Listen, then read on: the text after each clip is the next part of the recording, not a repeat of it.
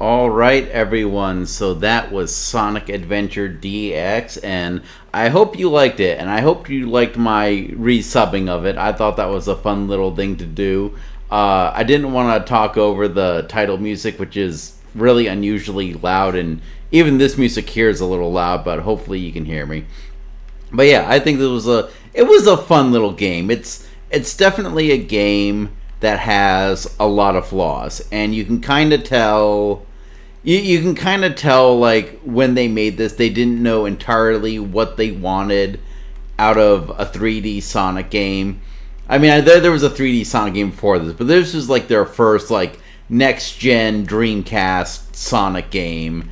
And it was supposed to set the tone for the Dreamcast. And I think it did, and I think that's also why the Dreamcast kind of didn't do as well as, like, say, the Xbox or the GameCube. Because it's a fun game, but I think it has a lot of flaws. Like, I think one of the biggest flaws is the fact that you're here in this overworld, and sometimes you don't even know where to go, or it tells you where to go, and you don't know where that is. Like, I had to really struggle to find the casino, because I didn't realize that it was going to be, where it was.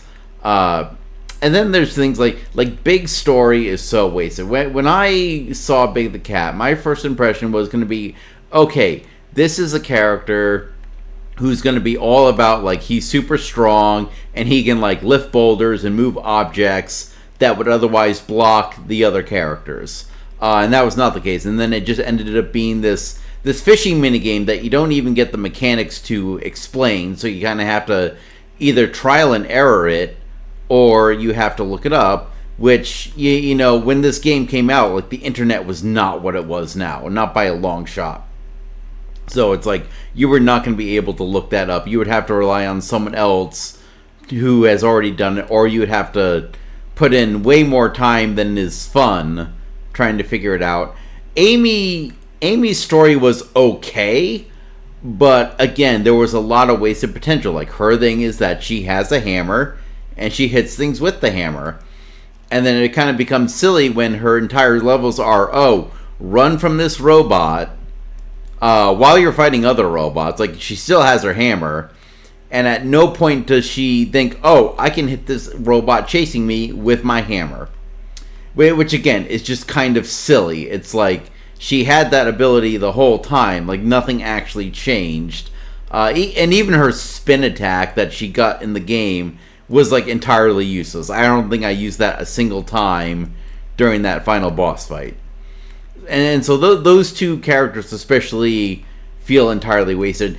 Gamma here was, I think, the one I enjoyed the most.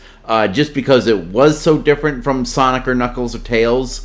And I think that's definitely why when you get to Sonic Adventure 2, his mechanics are basically the same as Tails and Robotnik's. Because I think people really latched onto that story, latched onto the mechanic as, this is something different and fun.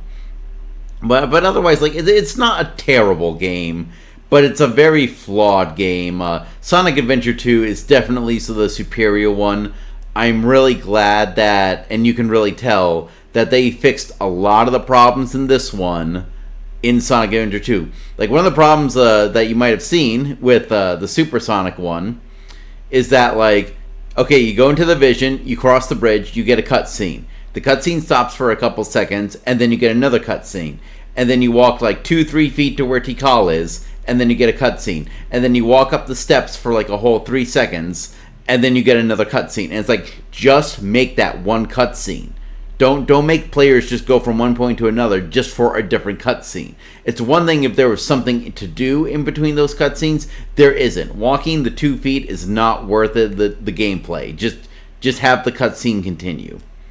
But otherwise, yeah, it's an interesting game. Check it out. It's definitely worth it for Gamma. I think Gamma's like the character I really latched onto, mostly because I really loved resubbing his stuff. Like, that was a fun one to do. But yeah, at some point I will do Sonic Adventure 2, and I think I'm just going to go through all the main series Sonic games, and I'm going to resub them now, because that was like a fun little thing to do, crack a few jokes every here and there, and then take a game that's otherwise like fairly flat in terms of dialogue, and turn it into something a little more creative. But until then, thank you for joining me on this on this game. I'm happy to have finished yet another game. Next week we will be starting Star Trucker. I'm just waiting for my hat to get in the mail. Should be in any day now, and this is recorded ahead of time, so I should have it by the time that I start Star Trucker. Until then, keep doing what makes you awesome. Thank you very much, and goodbye.